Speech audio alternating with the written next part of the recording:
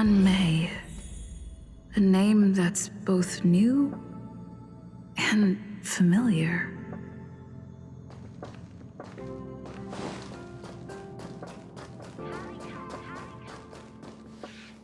I thought Member 4, Pokakakamond, had gotten rid of most of the Society members. I didn't have a lot of hope for this. Oh, look who's here. You're back! Of course! This is a summit between three geniuses. It's a special time. All departments are preparing to welcome distinguished guests from the Genius Society. Madame Ronmei doesn't like fanfare and probably wouldn't appreciate a crowd to welcome her, so I asked the researchers to keep things simple. I took her to see the portraits of the Society members a few days ago. I wanted to have the researchers make one for her as well, but she declined the offer. I don't get it. Whatever, as long as she's happy. I heard Miss Ronmei likes snacks and pastries, so I asked the researchers to prepare some traditional desserts from the blue. All of them seemed to tickle her fancy. Of course! Go find her yourself. She borrowed the phase flame to do some research as soon as she got here. Haven't seen a trace of her since. Miss Ronmei is the very image of a scholar. I heard she once took a little vacation on a desert planet. By the time she left, she'd miraculously created a boom in the local ecology. She just wanted somewhere uninhabited to experiment with her life helix system. Ronmei is certainly very talented, but she hardly interacts with anyone. She lives like a hermit. Pity. Anyway, what more needs to be said for someone smart enough to become Herta's research partner, Hurry up and head out! Huh? See if you can find her.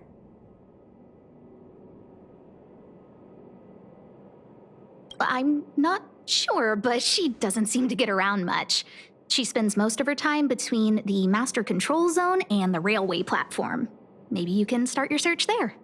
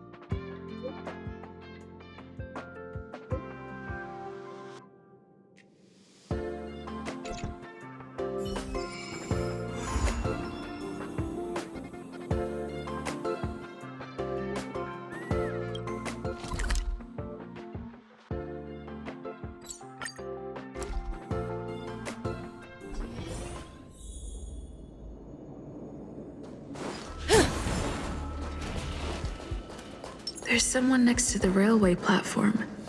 Could she be... I have a feeling we're on the right track. I'll check the data when I get back.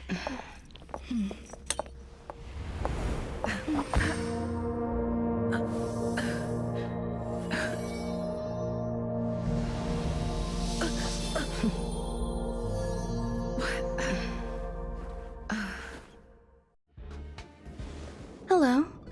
I hope I didn't startle you. This is a work habit of mine. Using touch to open my senses and letting the details of your biological existence flood into my brain helps me understand your construction as a living organism. Such is the basis of deconstruction and reconstruction. Do not be concerned. You are very healthy. In fact, impeccably so. A perfect experimental specimen. I like perfect experimental specimens.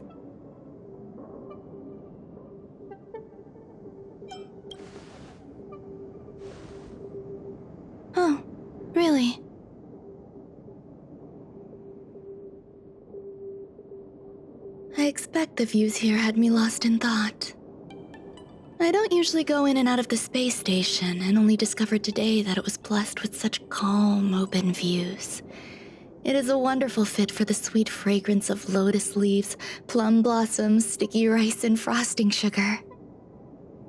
Come here. Look.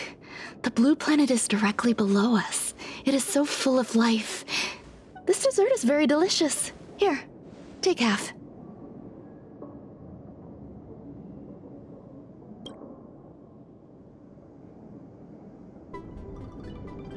Delicious desserts remind people of how flowers look when they bloom. Ingest this dessert one bite at a time, and the sweetness will linger in your mouth. I hope you like it too.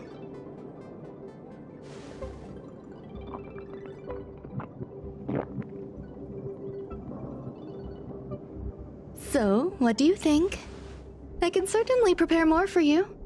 It's become somewhat of a tradition to bring strawberry pastries when I visit Stephen Lloyd. His attendance seems quite dependent on them. An outstanding dessert. 10 grams of cubed sugar, 1 dried and salt-preserved plum blossom. Baking and cooking are the same as nurturing a universe.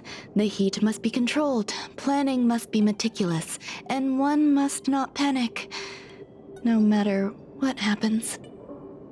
Unfortunately, there are still too many people in the space station. The clamor is not fitting for desserts.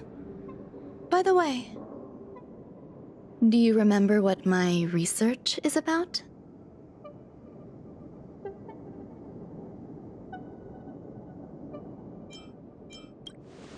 No.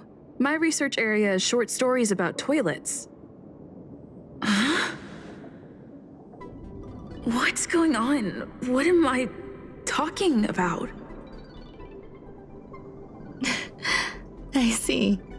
What a cute hobby. But remember, the next time something like this happens, it's crucial to mask your expression until you've ascertained the situation. If not, you'll be full of weaknesses that others can see through. Let's try again. Now, what else would you like to ask? The dessert was tasty. I would like more. Why can't I say what I want to say? You have quite the appetite. All right, I'll give you the recipe. Come and have a walk with me. A stroll is the most appropriate post-dessert activity. As the masses depart, there's an enveloping calm here, just like in the no-man's land I've ventured to in the past.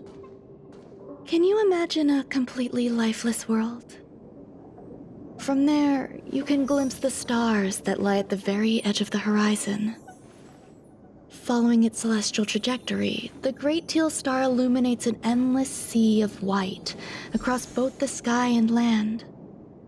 My mother and I navigated calm glaciers, looking for signs of life on that world, and encountered many bizarre phenomena. It was like finding the single correct piece in a mountain of jigsaw pieces. The process was convoluted and unimaginably difficult, but it was touching and enthralling as well. From then on, whenever I come across a familiar scene, I find myself pausing to take it all in.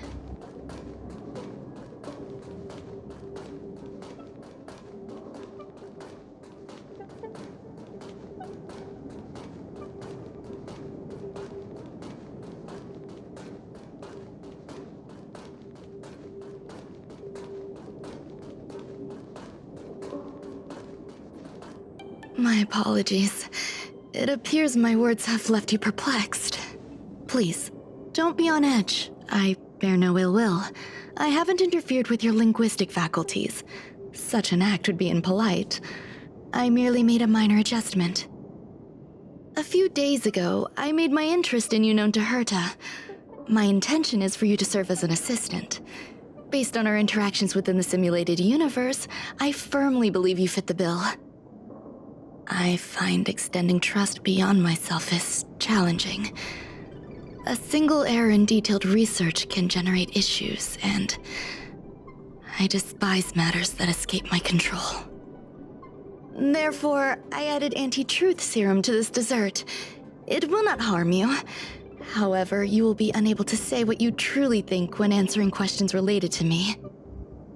Treat it as a layer of protection. This will shield my research and your personal safety.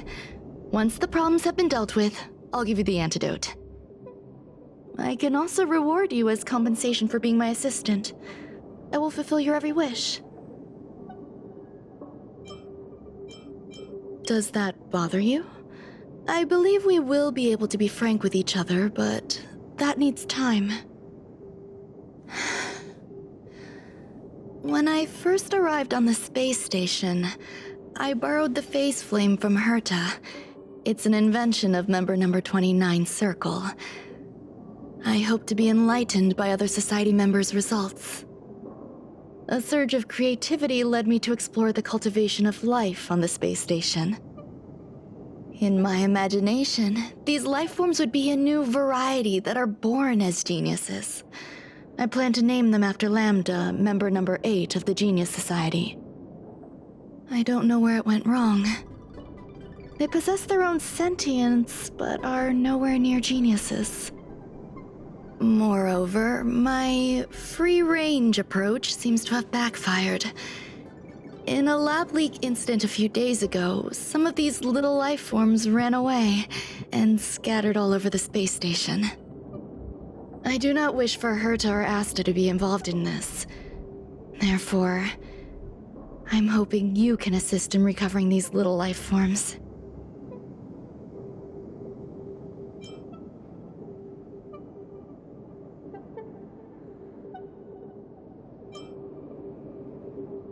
This has nothing to do with them.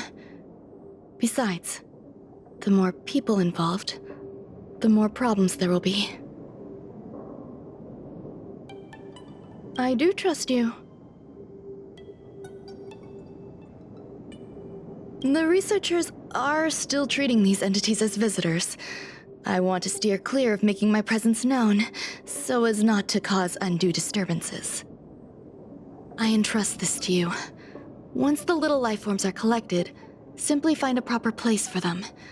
The researchers in the Department of Ecology should know about this, and provide you with suitable advice.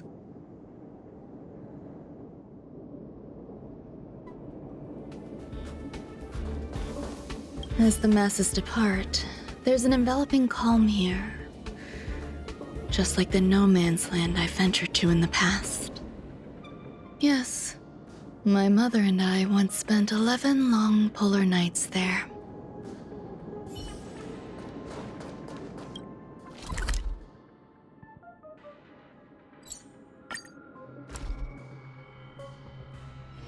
Take a rest. It's time for tea and cakes.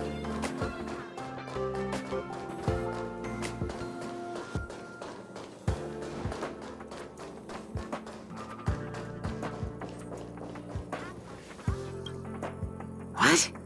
A place where the space station stores dangerous experimental results? Why would anyone want to know that? Wait, did someone send you here to try to get things out of me? I'm not doing any private business on the space station. I have absolutely no knowledge of any special hiding places. And I certainly haven't sold any old junk rare treasures or discarded curios or anything like that. I'm not hiding anything at all. You're the sneaky one. What do you want? I won't talk to you if you don't tell me why you're here. Oh, that. You've got pretty good contacts if you know that already. The space station is a mess. Everyone's already swamped as it is. And now out of nowhere, there's a bunch of little creatures popping up. If you want to solve the problem, go check out the storage zone. Then you'll understand.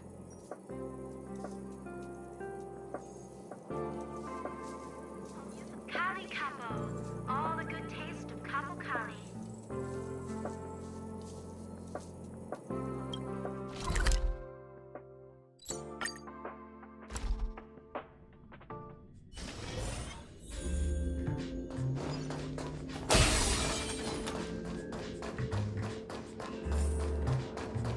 So many people. This seems to be the place.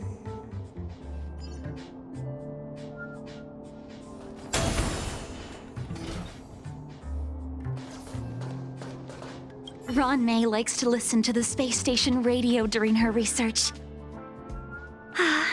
Some of us younger researchers are her super fans. We're always scanning different frequencies to find out what her tastes are. Do you know her favorite tunes by any chance? No idea. I just listen to comedy skits. So, I really can't say anything about her. As expected. You look like you belong in a comedy skit yourself. I heard Madame Ronmei is very picky when it comes to snacks. Do you know what her favorites are? I don't know about her, but I love fermented herring. So, I really can't say anything about her. Did I ask about your favorites? Also, that's disgusting. What's wrong with you?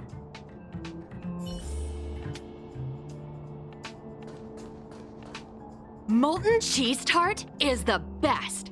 Its outlook is infectious. Its positive mood has influenced us all. What's our slogan again? 1. Stop complaining. Change your attitude and use the delicious molten cheese tart to stop the flow of negative energy. 2. Energize yourself. Increase your capacity for action and walk on the path of molten cheese tart's absolute conviction. Our creed, molten cheese tart is the best.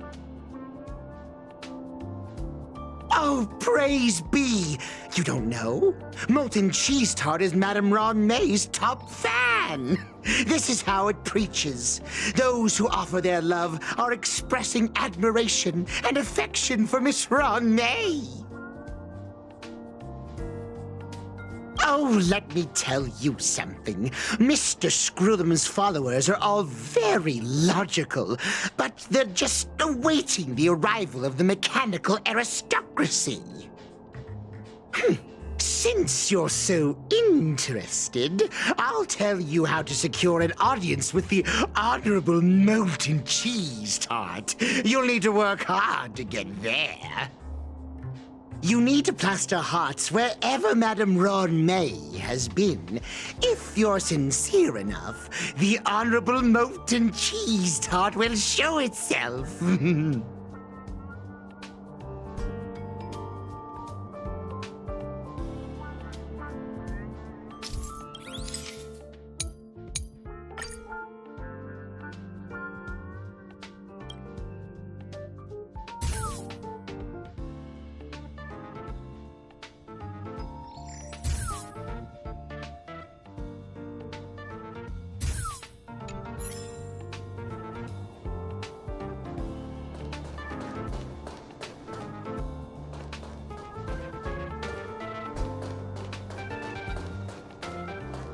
Ron May, member 81 of the Genius Society, a resounding name in science and the veritable epitome of lifeform cultivation. Researchers here have heard so much about her for so long. But once she arrived on the space station, she just took over everything. And what did Madame hurt to do? Absolutely nothing.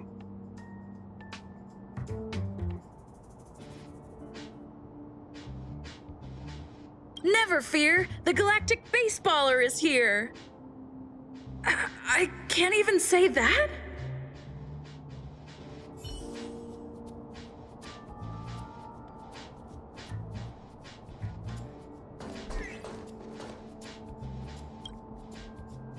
Hey, guess what I got my hands on?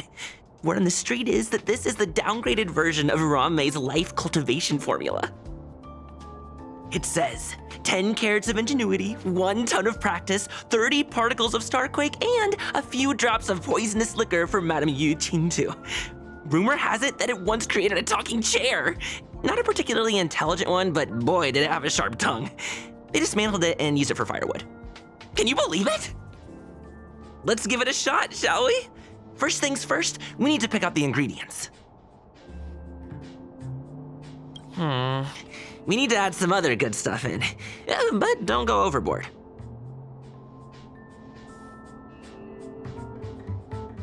And now we mix them together. Wait! It says on the recipe, Ron-mei makes different expressions when nurturing life.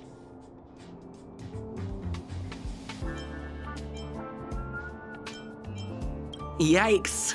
Take a look at what you just cultivated.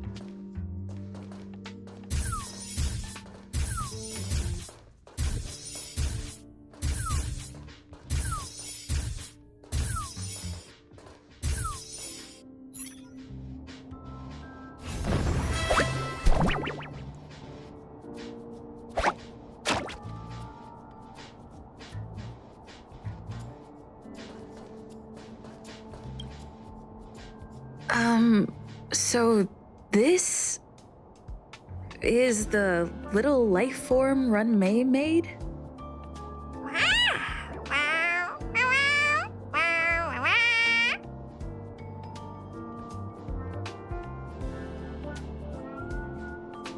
I am humbled to meet the molten cheese tart.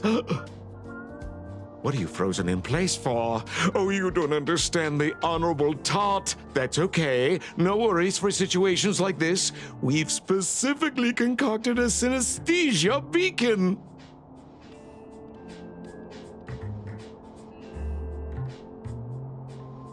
Wakaka! I'm a genius among geniuses.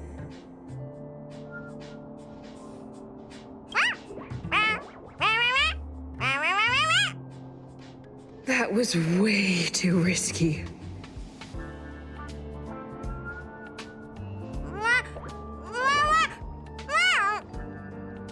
Oh, Molten Cheese Tart says Madame Ron-mei has finally recognized my ingenuity.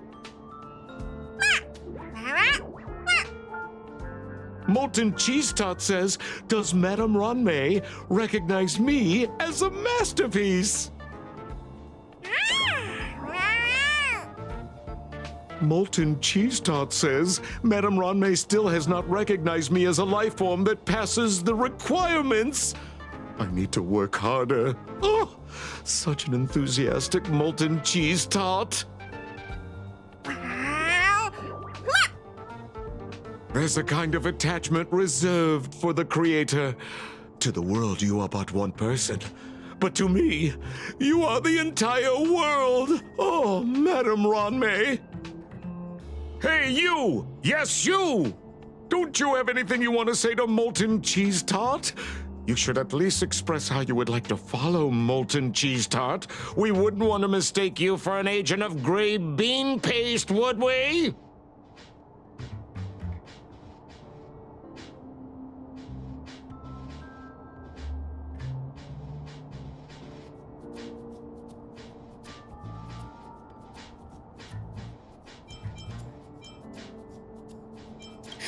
You heartless dessert! I almost forgot. I can't say anything about Ron-mei. You! Shh! Quiet!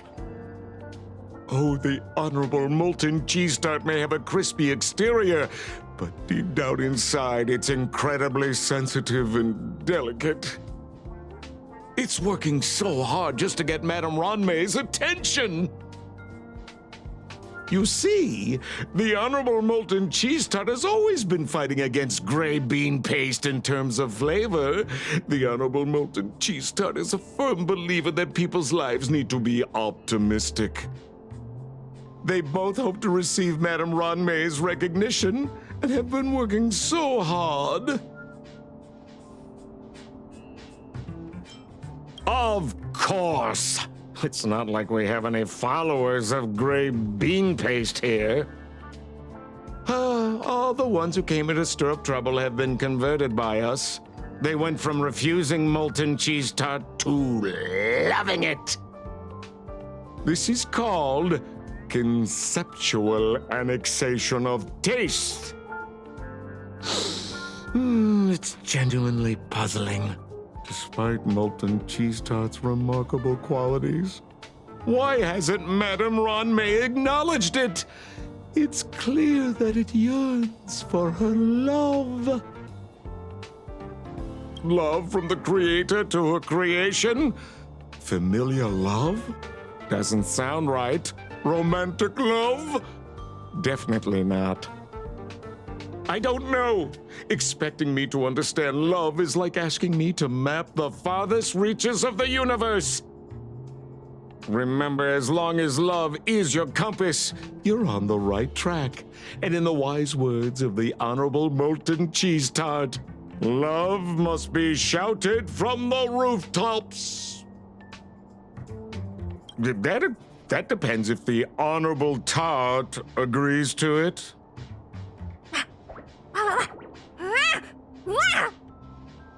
Oh? The Honorable Molten Cheese Tart has agreed.